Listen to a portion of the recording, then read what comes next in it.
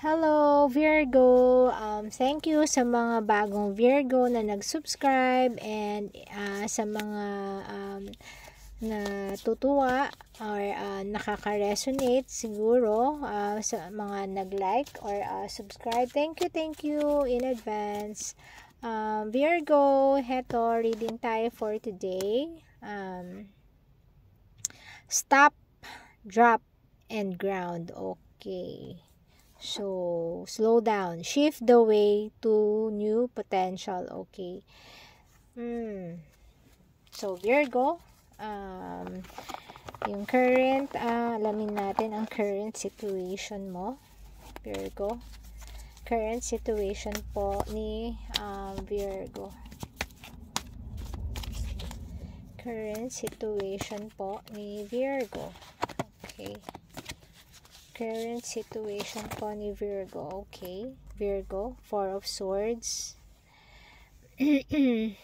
Four of Swords. Two of Wands. Nine of Swords. Okay. Ilan sa inyo, meron nag-heal pa, merong pinagdaanan. Pero may merong bagong partnership or offer na na darating or ino-offer sa'yo. Nine of Swords, nag-iisip ka naman, naka-move on ka na or natapos ka na dito sa depression na yan, sa mental depression, and nung may dumating ngayon na partner or partner or siguro kung ano man yung bagong dating na yan, nagdudulot pa rin siya, nag-iisip ka. So tingin ko eto, Knight of Wands. Okay, tingnan natin kung ano yan. 2, 4, 6 of Pentacles. 6 of Pentacles. Oh, my Queen of Cups. 4 of Pentacles. Okay. 6 of Cups. Oh, 8 of Cups.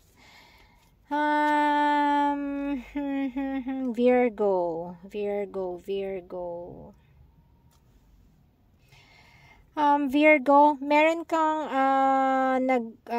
hold you back from the past. Merong dati pwedeng dream yan, pwedeng pwede ring nasa malayo siya, kaya parang medyo parang ininda mo yung iyong loneliness, nalungkot ka, and then so hindi mo tinanggap yung dati kasi nasa malayo siya and hindi ka naniniwala sa LDR, yung iba sa inyo. And then may dumating na bagong partner or bagong manliligaw, and isa rin siya from the past.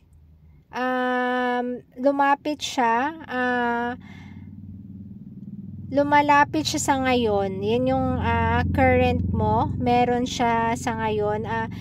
Parang siya yung medyo natitipuhan mo, ganyan. And then yung kakaisip mo ng sana bumalik siya, and then yes, nagawa mo nga, bumalik siya from the past. Pero nag-iisip ka pa rin, nakukulangan ka sa mga dumarating sa iyo, Virgo. So hindi ka satisfied sa mga dumarating na partners or nakikilala mo ngayon. So, ayan, sabi nga dito, stop, drop, and ground. Okay, so parang parang ang sinasabi dito is take it slow. Take things slow. Pwedeng mag-pause muna sa relationship and ipahinga muna ang puso mo. Kasi ikaw tong Queen of Cups. Napakasarap mo magmahal kaya lang hindi dumarating yung may dumarating pero hindi nag-stay, hindi nagla-last yung mga walang problema sa iyo kasi caring ka, mapagmahal ka, Virgo, and family oriented ka, marunong kang mag-alaga sa relationship. Pero hindi lang kayo aligned ng mga nakikilala mo. So, take things slow. Yan, ang sinasabi sa'yo, huwag kang magmadali. Shift the way to new potential. So, siguro parang, medyo may ideal partner ka, pero yung mga ideal na partner na nakikilala mo is hindi naglalast. Oo nga, parang sila yung parang gusto natin siguro maybe financially, siguro maganda ang work, ganyan, maganda ang katungkulan, pwede rin. Pero yung emotional support hindi natin makuha sa kanila. So iba talaga yung ideal na partner, iba rin yung talagang potential talaga na partner na magmamatch sa atin. So ayun, Virgo. So hingi tayo ng additional message para i-close itong reading na to for Virgo. Ace of Cups. Ayan. Meron darating na love.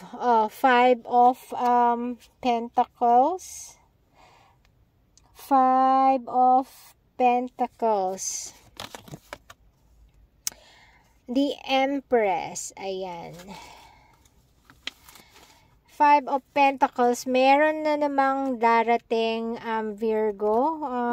Ito lang ang dating sa akin yan. Ang iba sa inyo may darating na mag-offer ng love. Makikita ka, ang tingin sa'yo, mai-impress sa beauty mo. Mai-impress siya sa beauty mo and sa pinapakita mong pagmamahal sa kanya. So tatapatan niya yon. Ayun nga lang, parang careful lang kasi parang saglit lang din ito ang dating sa akin. Saglit lang siya ulit. And baka maiwanan ka ng souvenir. So, meron kasi mga iba, parang akala mo nag-iwan lang ng anak, wala nang responsibility. May mga ganyan tayo, lalo na dito sa Pilipinas. Ayan, siguro kapag kaya sinabi shift the way to new potential, sorry, pero ang dami kong na-observe na sa mga Pinoy, hindi naman lahat, pero gano'n na nangyayari, ang daming natatakbuhan and naiiwanan na lang ng mga anak yung girl na hindi na alam, parang bubbles na na pumutok na lang, nawala na lang bigla, ganyan. So, kaya yung iba, hindi mo rin masisi na hindi Pinoy ang piliin dahil nga ewan ko, siguro may effect na rin kasi ano nga magagawa natin, wala pa tayong divorce law dito, 'di ba? Hindi naman ako pro divorce, wala na akong ano diyan kasi sa akin okay lang kahit may divorce o wala. Pero tingin ko yun ang nagiging kaya malaya yung iba na nakakabuntis pa sila ng girl tapos hindi naman nila kayang panagutan. Ayun.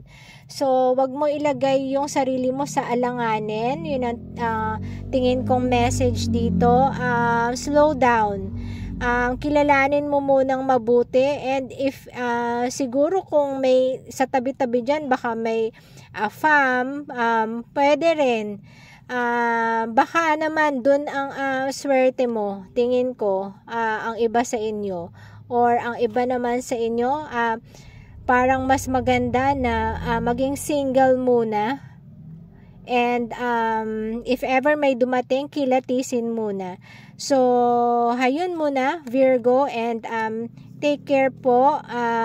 Ingat-ingat, lalo na sa panahon ngayon. So, ayun po, Virgo. Thank you, and God bless po.